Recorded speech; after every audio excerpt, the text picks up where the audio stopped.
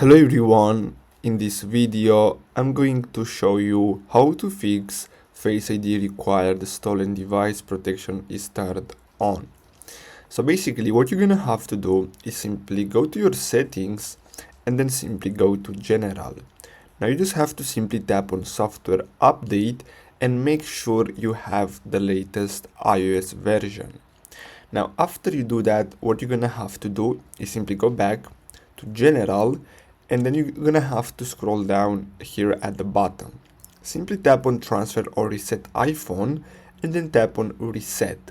Now you just have to simply reset all settings. After you do that, it should be fixed.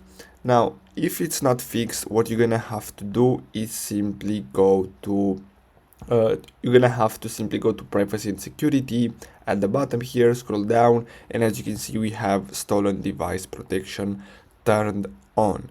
So you just have to simply turn this off, and basically that's all you have to do. So guys, I really hope you found this video helpful. Don't forget to like and subscribe. Thanks for watching.